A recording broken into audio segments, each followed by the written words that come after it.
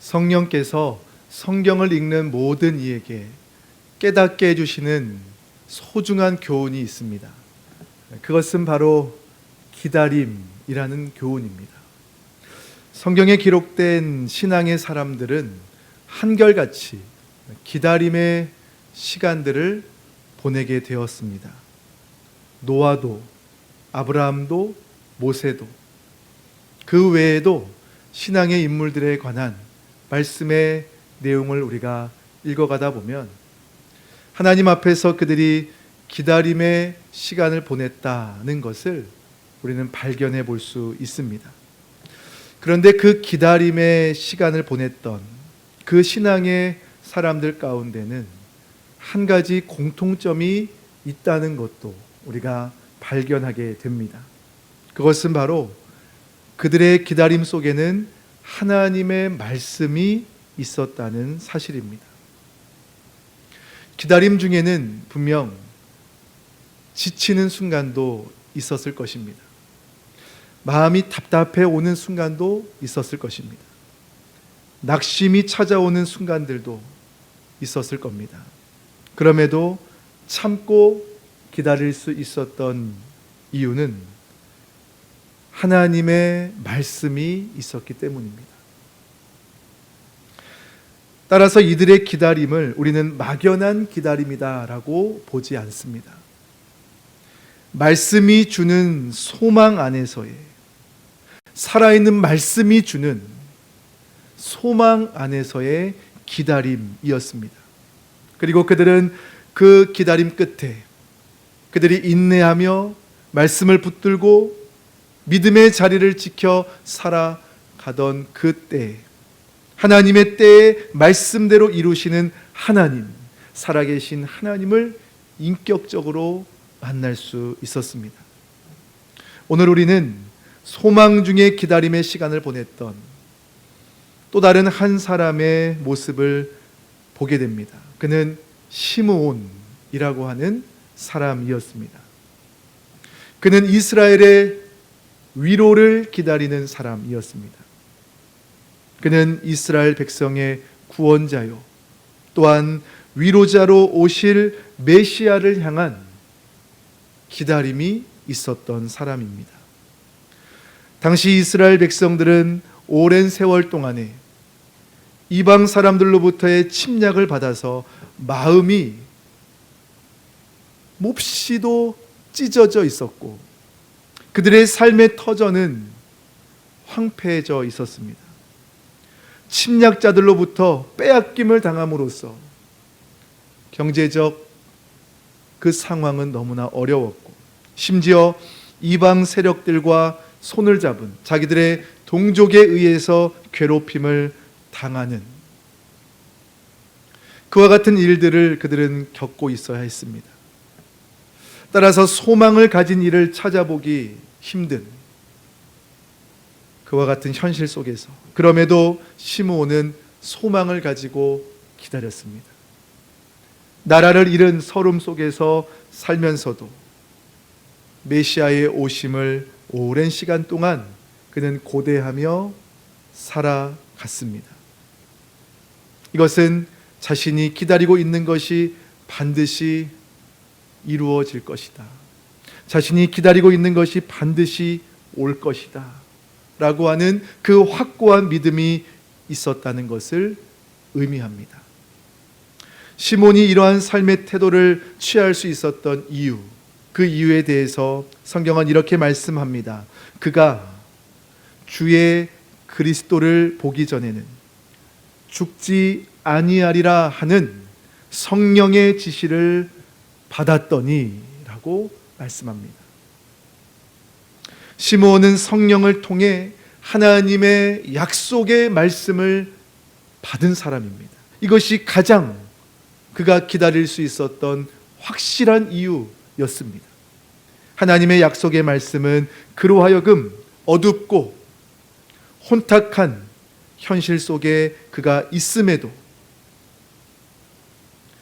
하나님 앞에서 하나님과의 올바른 관계를 맺고 그렇게 하루하루를 살아갈 수 있는 지혜와 분별력을 갖게 하였습니다.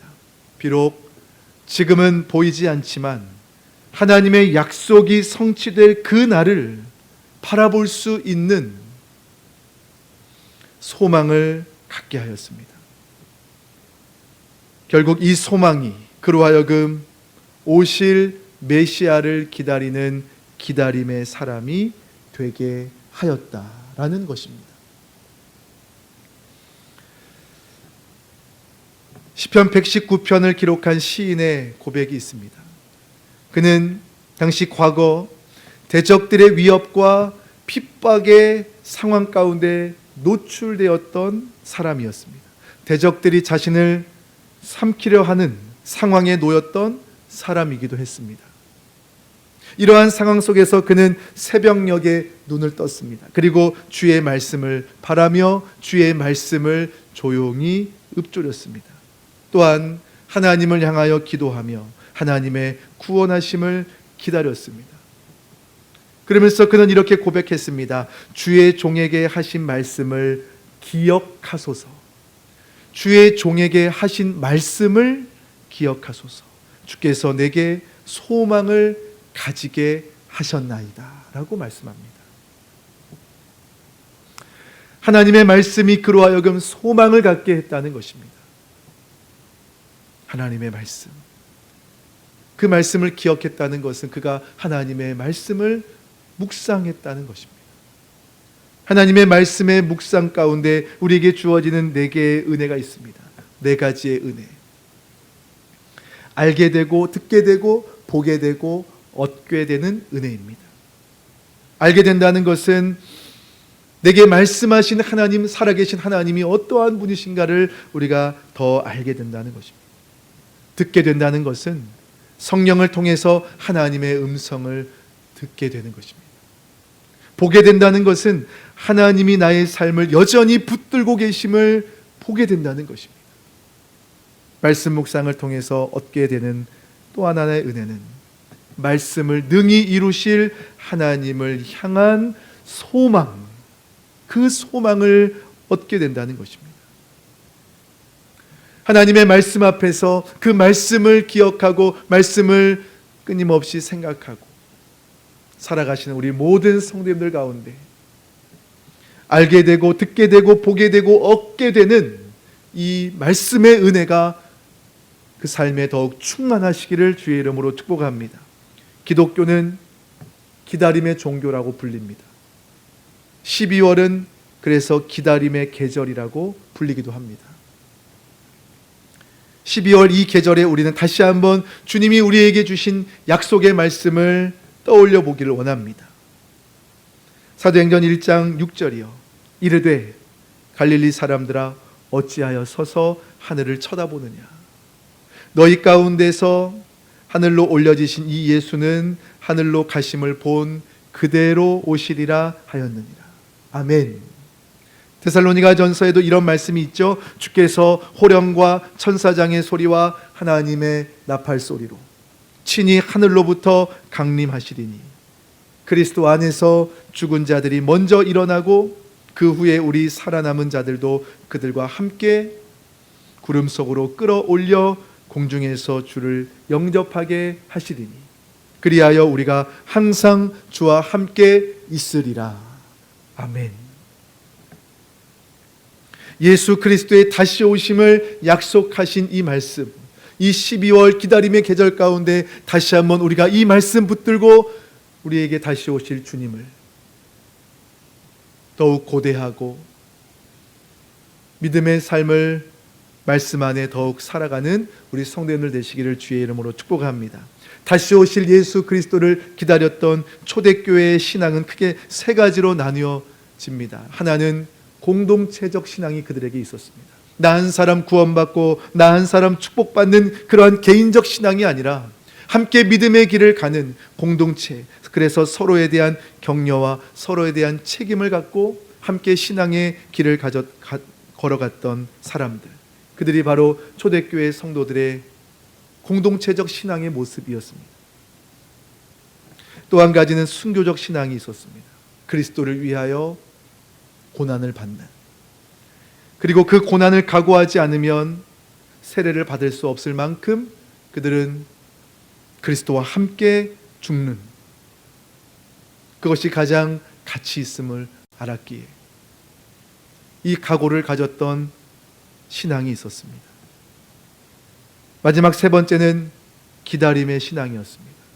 다시 오실 예수 그리스도와 주의 나라에서의 영원한 삶을 소망하는 기다림, 이 기다림이 초대교회 안에 있었다는 것입니다. 기다림의 신앙이 없을 때, 기다림의 신앙을 잃을 때, 기다림의 신앙이 변질될 때 교회는 건물 중심이 되어질 수밖에 없습니다. 교회는 현세에 묻혀 세속화되고 타락할 수밖에 없습니다. 그러므로 기다림의 신앙이야말로 교회를 교회되게 하는 너무나 소중한 신앙인 것입니다. 12월 이 한 달을 우리가 다시 한번 살아가면서 다시 한번 우리 안에 주님을 향한 그 기다림, 나는 얼마나 주님을 기다리며 살아가고 있는가, 기다림의 신앙으로 더욱 깨어있는 우리 사랑하는 성도님들의 삶이 되시기를 주님의 이름으로 간절히 축원을 드립니다. 주님은 우리가 소망 중에 주님을 기다리며 의롭고 경건한 삶을 살아가기를 원하십니다. 의롭고 경건한 삶을 살아가고자 하는 우리들, 그 주님의 마음을 아는 우리들이기에 우리는 어떻게 그 삶을 살아갈 수 있을까? 누가복음 2장 25, 26, 27절을 통해서 우리는 공통된 한 가지를 발견하게 됩니다. 예루살렘에 시므온이라 하는 사람이 있으니 이 사람은 의롭고 경건하여 이스라엘의 위로를 기다리는 자라. 성령이 그 위에 계시더라.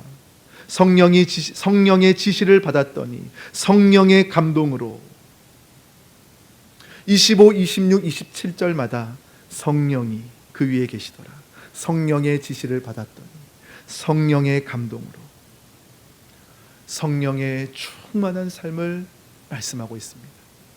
성령이 함께 하시는 사람, 성령으로 깨어 있던 사람, 성령의 이끄심을 따르던 사람, 바로 그 사람이 시므온이었습니다.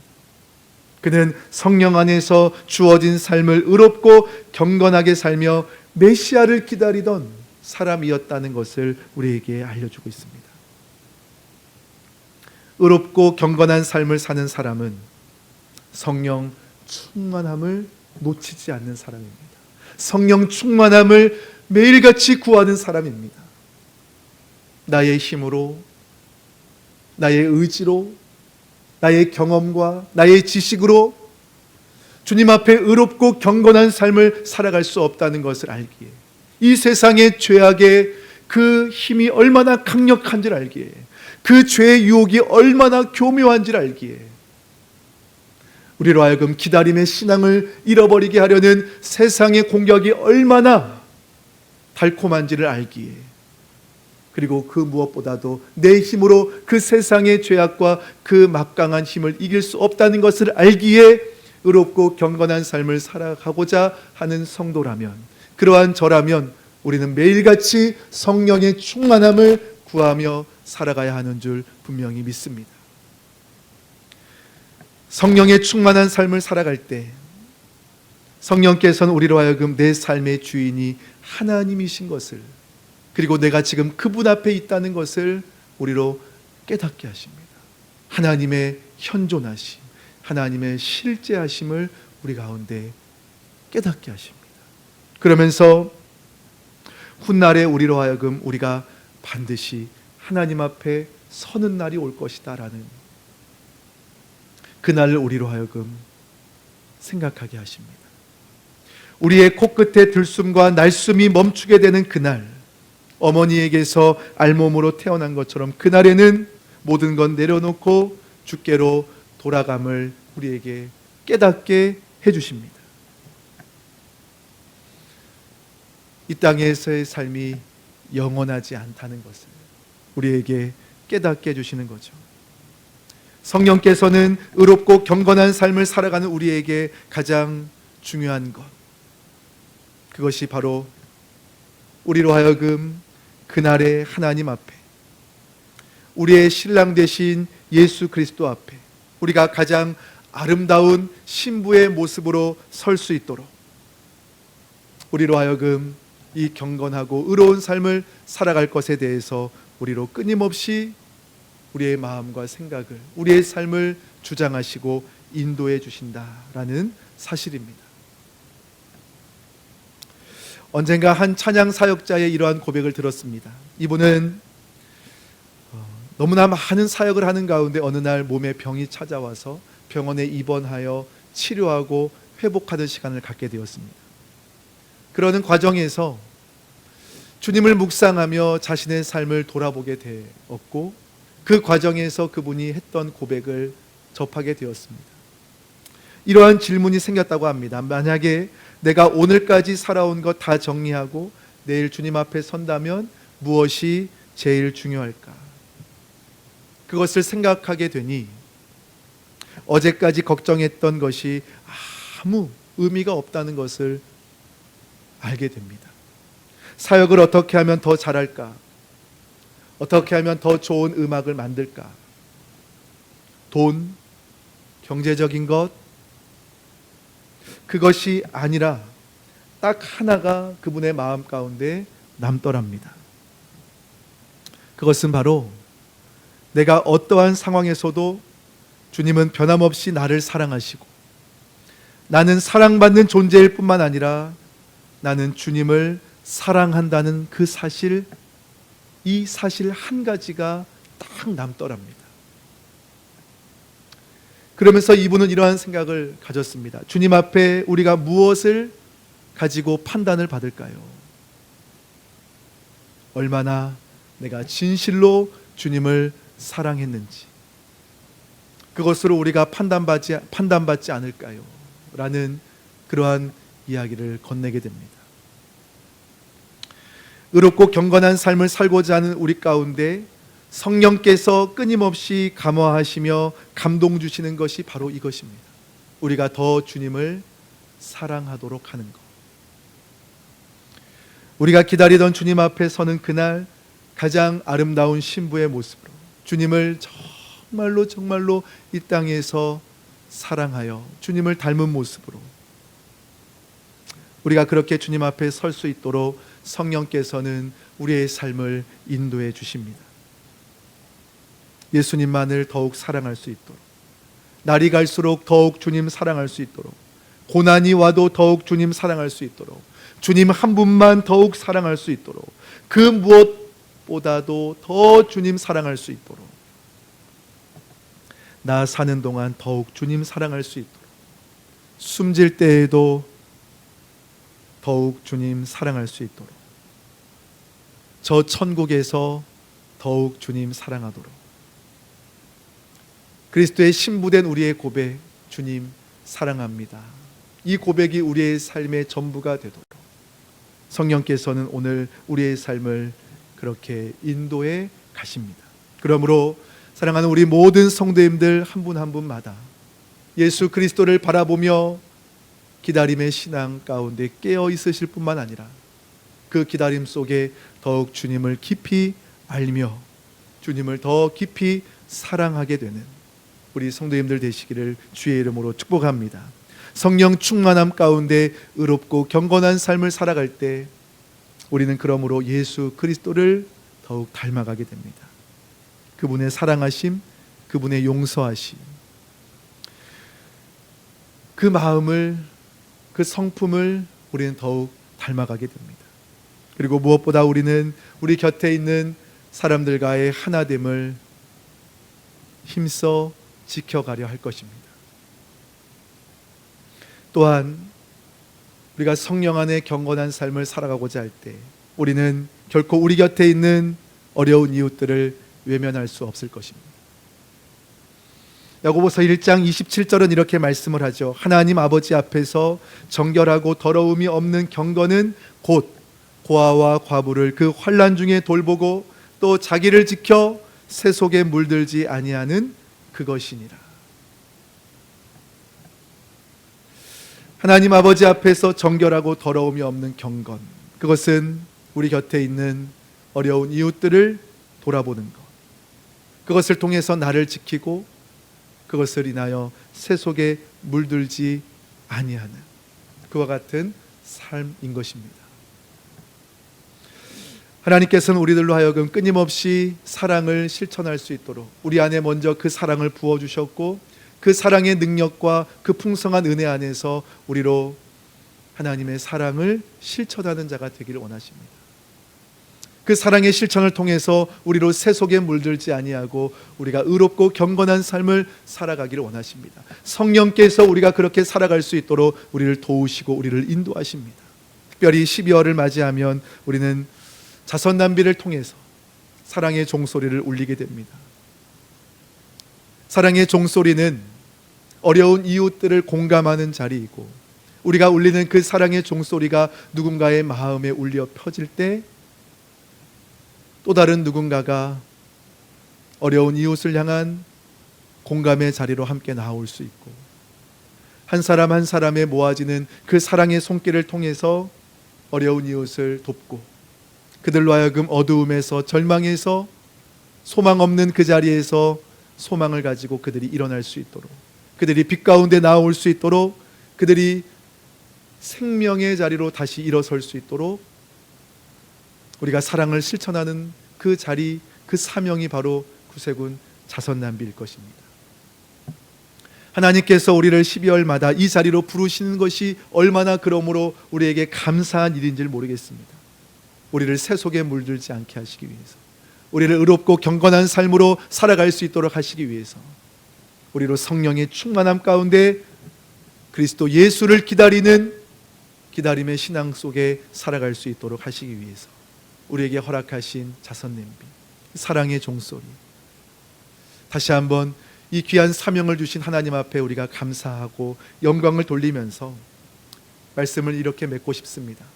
그리스도 예수를 기다리시는 우리 성도님들마다 말씀과 성령의 충만한 은혜가 하루하루 늘 함께 하시기를 주의 이름으로 축복합니다.